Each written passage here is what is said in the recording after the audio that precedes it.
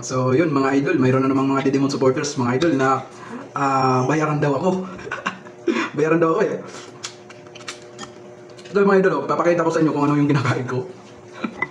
Grabe talaga itong mga Didimon supporters, no? Ang hilig nilang magbintang mga idol, pero hindi naman nila kayang patunayan. Nagmana talaga sila sa mga puo nila na mahilig panay bintang lang, pero hindi nila kayang patunayan. Ito ba? Oh, ito ba yung bayaran? Oh, oh. Yan ba ang bayaran? Kingin na talaga itong mga Didimon supporters eh. Kung bayaran pa ako, hindi na ako magtsagang pumasok sa trabaho ko. Hindi na ako magtsagang magpupuyat sa trabaho ko. Sipin nyo my God, isang taon na ako, puro panggabi ang duty ko. Tapos sabihin ng mga Didimon supporters, bayaran ako? Bayaran akong vloggers? Ngek! Ay, nako!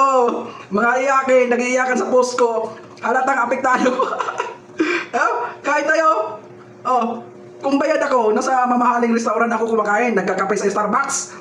Kung bayaran ako, mga Didimon supporters alamin nyo kung anong totoo. Bago kayo magbitaw ng salita, alamin nyo kung anong totoo. Bago kayo magbintang sa isang tao, alamin nyo kung anong totoo. Ito ba yung bayaran? Ito ba yung bayaran? Ako ba bayaran? Kumakain nga ako ng noodles eh. Almusal ko, noodles sabaw, noodles, pansit. Pansit sibuyas. Pumapapak ako sa sibuyas ilaw. Tapos sabihin niyo, bayaran ako? Kung bayad ako, hindi na ako papasok sa trabaho ko. Kumakain ako sa mamahaling restaurant. Nagkakape sa Starbucks kasi bayad ako eh. Pero hindi ako bayaran eh. Hindi nyo lang kasing alam na ako ay proud talaga ako na PBBM supporters ako mga idol. Sa edad kong 40 years old mga idol, isa lang ang Pangulong binoto ko. Si Pangulong Bongbong Marcos lang mga idol ang binoto ko. Maski si Digong mga idol hindi ko binoto kahit kinampanya ko yun nung 2016 election. Sa dati kong account mga idol. Si PBBM lang, nag-effort ako para makabuto, pumunta ako sa ibang lugar kasi doon ako sa ibang lugar na nakarehistro. Nagpa-DO ako, nagpa-schedule ako ng DO para lang makabuto kay PBBM. Ganun ako Marcos supporters, kaloyalis ako ni Marcos talaga. Kahit pa-opera ako ng bayad, hindi ko tatanggapin kasi yung pagiging Marcos supporters ko, hindi mababayaran ng pera yun. Isipin mo, sa edad kong 40 years old, isang beses lang ako bumuto ng Pangulo. Si PBBM lang, si Marcos Jr. lang binuto ko. Tapos kayo mga Didimons, ang galing yung magbintang sa akin. Bayaran ako, kumakain nga ako ng noodles. Kung bayad ako, hindi sana yung mga content ko, nasa mamahaling restaurant, nagkakape sa Starbucks. Di ba?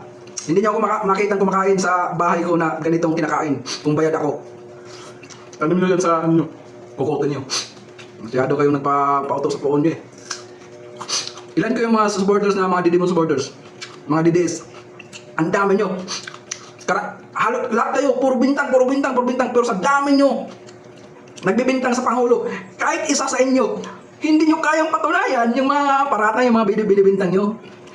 Maski yung poon nyo, nakulong na lang sa dahig, yung isa, ma-impeach na lang. Maski sila, hindi nila kayang patunayan yung mga binibintang nyo. Kayo pa kayong supporters lang. Yan ang tandaan nyo.